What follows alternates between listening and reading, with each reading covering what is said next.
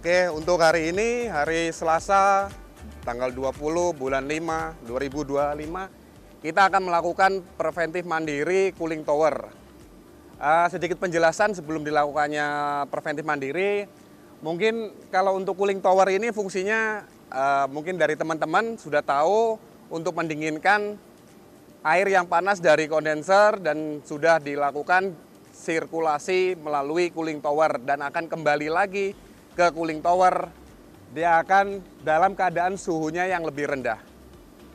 Oke, sebelumnya mungkin kita sebelum dilakukannya preventif secara mandiri, alangkah baiknya kita lihat kondisi cooling towernya seperti apa.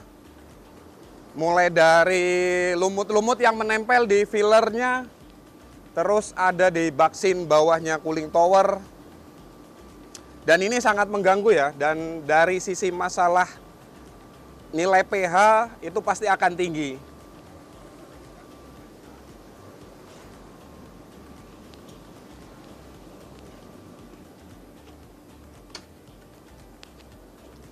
Ya, di sini kondisi baksin bawah lumutnya itu agak lumayan tebel. Terus dinding-dinding fillernya cooling tower juga lumutnya agak lumayan banyak. Nanti kita akan lakukan preventif secara mandiri. Untuk bagaimana kelanjutannya, ikutin terus mulai dari pembersihannya.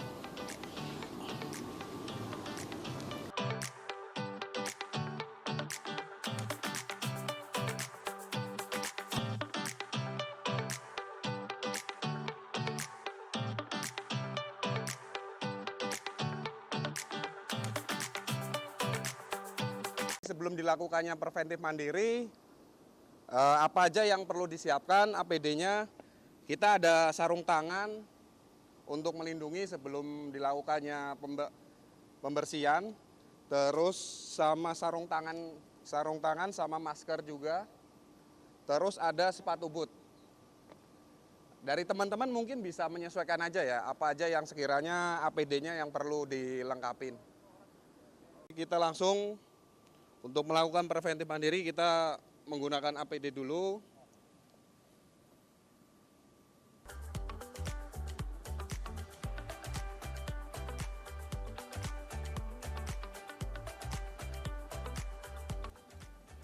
Kita menggunakan sarung tangan agar mengurangi resiko pada saat pengaplikasian menggunakan bahan kimia.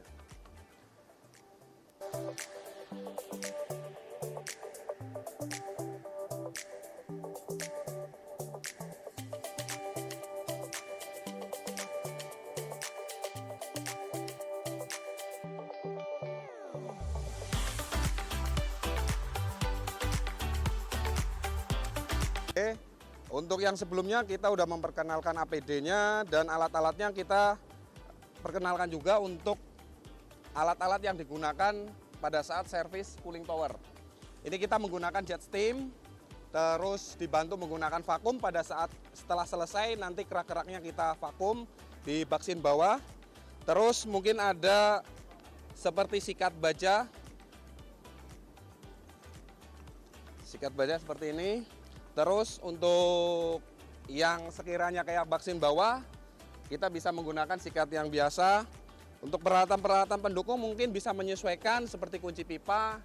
Di sini opsionalnya untuk ngebuka drain pada saat setelah selesai preventif, kita ngebuang secara keseluruhan kotorannya, kita bisa buang dari full drainnya, baksin bawahnya cooling tower. Oke.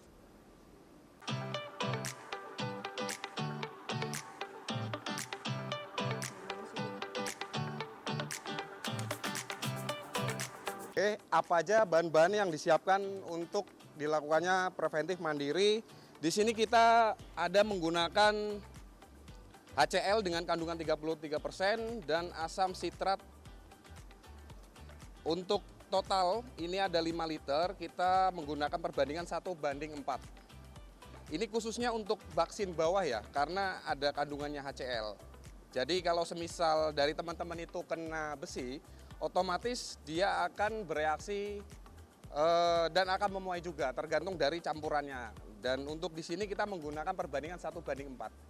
1 liter HCl-nya dan 4 liternya itu air biasa. 1 liternya itu udah termasuk sama menggunakan asam sitratnya.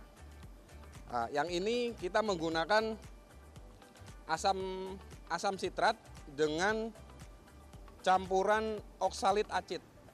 Untuk asam sitratnya kita menggunakan 250 gram dan oksalit acidnya kita menggunakan 250 gram untuk 5 liter air.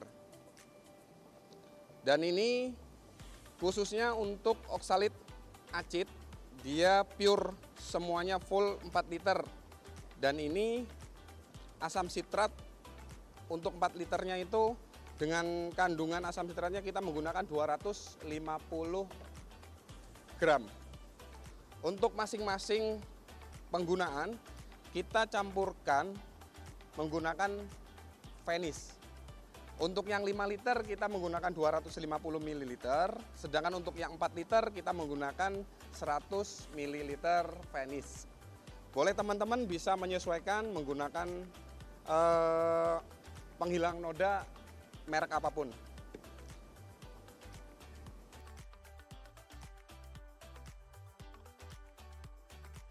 Awalnya kita pada saat mau melakukan preventif mandiri cooling tower, untuk bagian fillernya kita pastikan dulu dalam kondisi basah, ataukah kita bisa cleaning dulu menggunakan air yang ada di dalam baksin.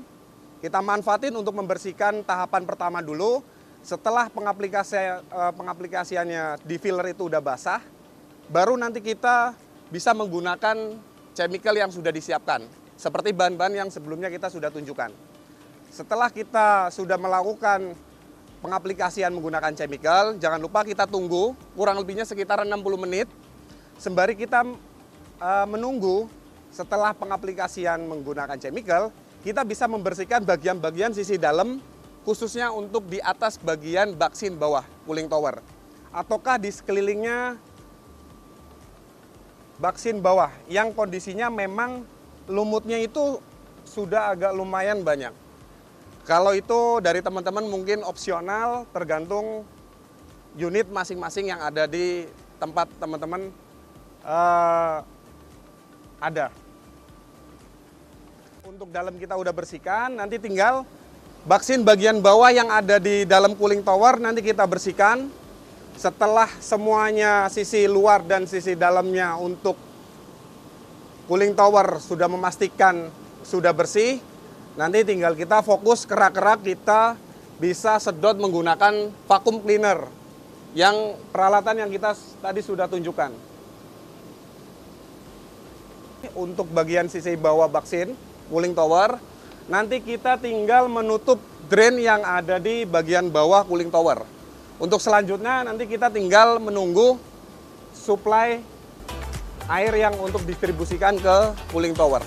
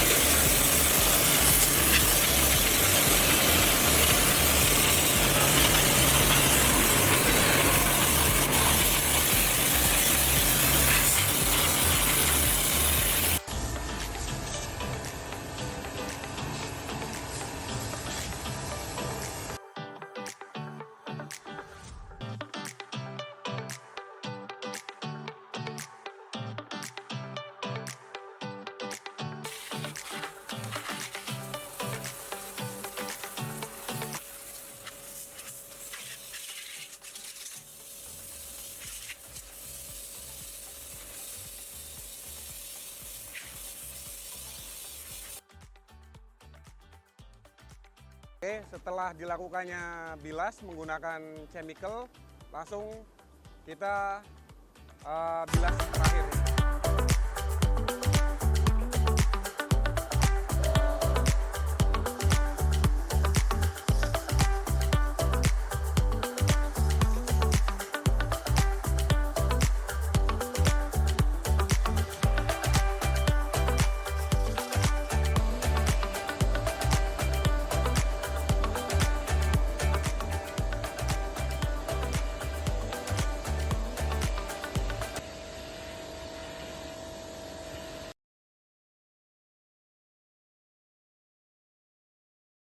setelah pengaplikasian dan menggunakan chemical, terus kita sudah melakukan bilas, hasilnya kerak-kerak semuanya turun beserta lumut. Sembari kita lakukan bilas sampai benar-benar bersih di sela-selanya filler.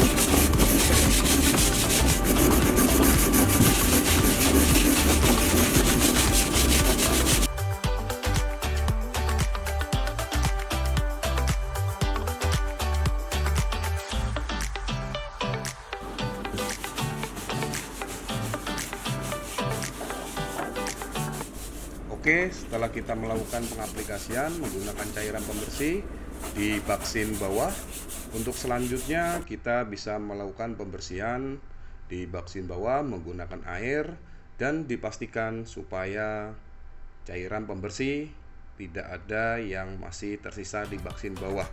Untuk selanjutnya, mari kita lihat.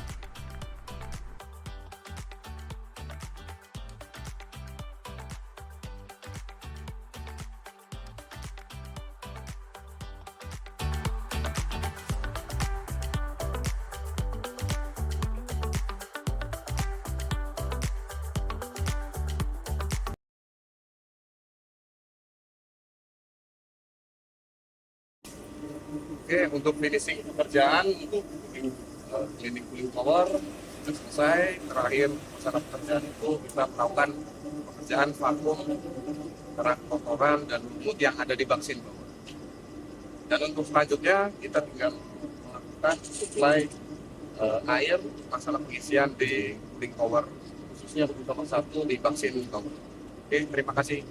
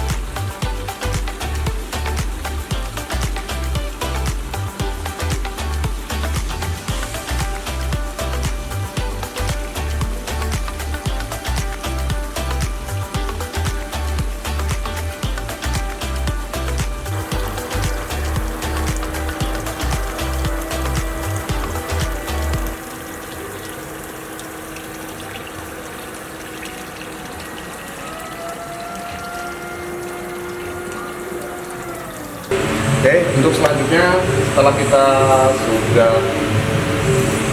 preventive maintenance khusus untuk cooling tower, selanjutnya kita langsung preventive maintenance strainer pompa CWP. Sedikit penjelasan untuk pompa CWP, dia sebagai circulation water pump untuk mensirkulasikan air yang sudah didinginkan oleh unit cooling tower, dan selanjutnya dia akan didistribusikan ke entry-nya si kondenser. Langkah pertama kita tutup palep dari livingnya pompa CWP, dan untuk selanjutnya kita langsung tutup palep dari yang mau masuk ke pompa CWP nya. Selanjutnya langkahnya yaitu untuk kita membuka jacketingnya si strainer seperti ini. Setelah dibongkar jacketingnya strainer, nanti kita tinggal bongkar tutup flank strainernya. Setelah udah dibongkar, dilepas, kita langsung ambil filter strainernya, lalu kita bersihkan. Oke, untuk sebelum melakukan preventive strainer, khususnya filter strainer. Kita ada peralatan pendukung untuk proses pembongkaran filter strainernya. Bagi teman-teman mungkin bisa menyesuaikan karena keadaan di sini, khususnya di Gramedia World Kerawang itu kita strainernya itu kita menyesuaikan dengan peralatan. Saat ini kita menggunakan ada sikat kawat baja. Dengan pengaplikasian kita menggunakan gerinda dengan ukuran 4 in. Terus kita punya kunci shock 1 set. Terus kita ada kunci pas ring. Kita ada obeng plus dan ada obeng min. Terus kita ada tang tutut ataukah tang biasa bisa, kita menggunakan tang biasa ataukah tang potong bisa, menyesuaikan aja bagi teman-teman di tempat kerjanya. Terus kita juga ada palu sama tang grip. Oke, untuk selanjutnya kita bisa melakukan pembongkaran filter strainer.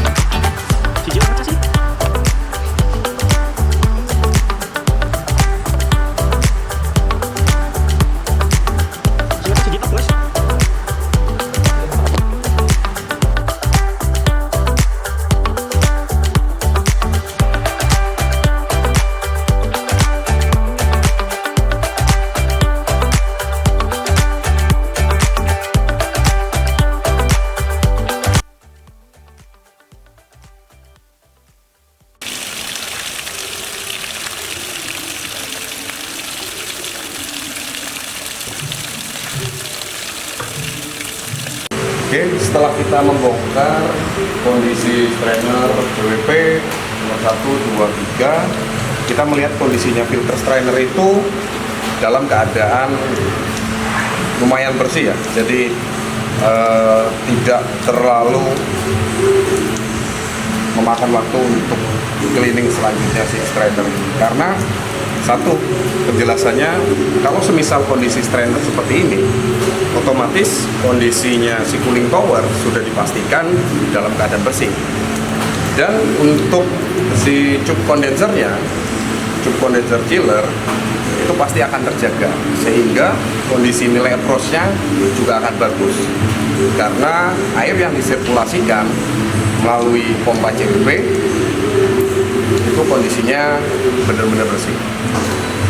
Oke, untuk selanjutnya kita akan membersihkan strainer filternya ini, dan nantinya setelah selesai kita cleaning, nanti kita akan pasang lagi, baru nanti kita langsung running pompa CWP-nya untuk sirkulasi supaya keadaan air yang ada di heater itu penuh.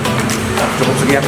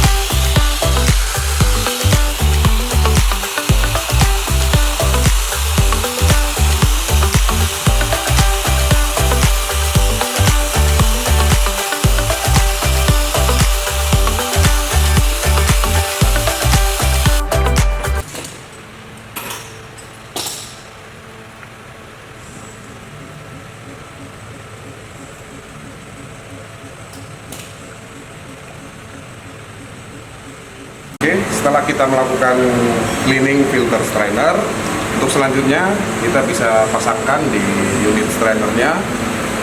Untuk strainer CWP 3, nomor 2, nomor 1 kita siap langsung pasang. Nanti kita Jangan lupa untuk masalah jaketingnya, setelah kita pasang filter strainernya, kita pasang kembali seperti semula. Terus valve untuk entringnya si pompa CVP dan liftingnya pompa CVP nanti kita tinggal buka semuanya.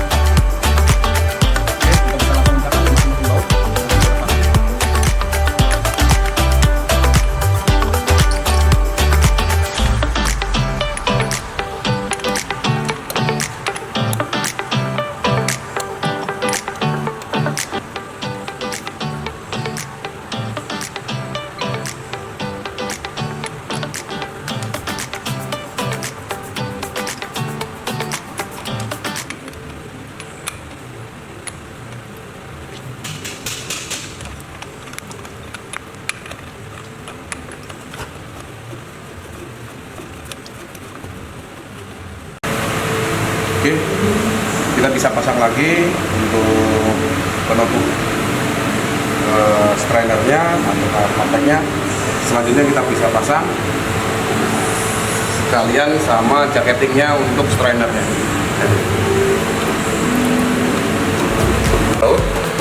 Mungkin di tempat teman-teman bisa menyesuaikan. Kita bisa pasang kembali, khususnya di sini kita pasang menggunakan skrup.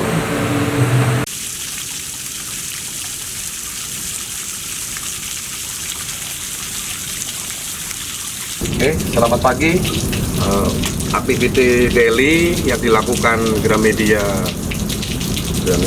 Rawang Engineering ini, kita setiap hari kita mengukur nilai TDS-nya dan nilai ppm-nya dari air di cooling tower. Mari kita lakukan pengukuran nilai TDS untuk cooling tower 1 dan cooling tower 2.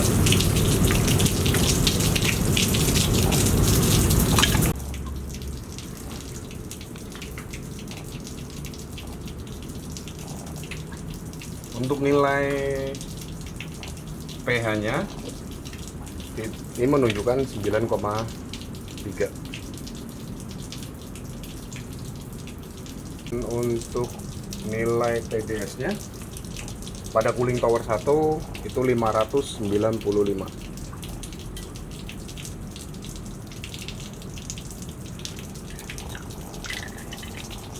Lanjut kita ke pengukuran di cooling tower nomor 2 untuk nilai pH-nya.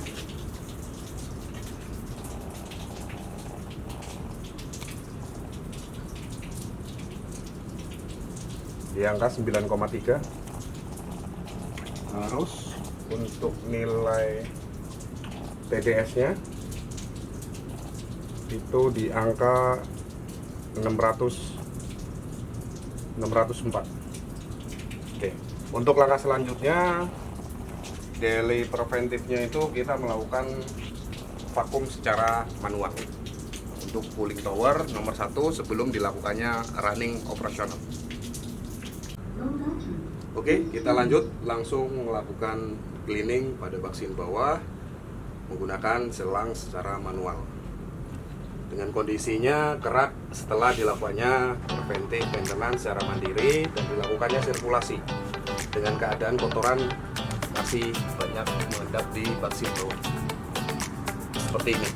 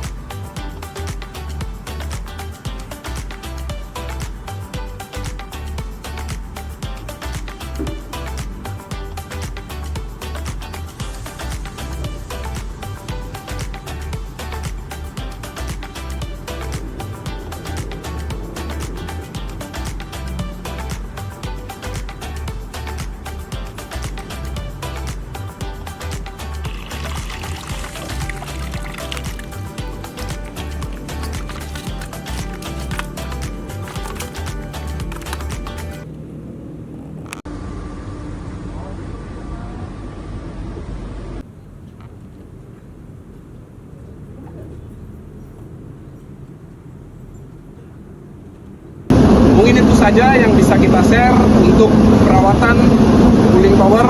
Dan teman-teman, cukup sekian dan terima kasih.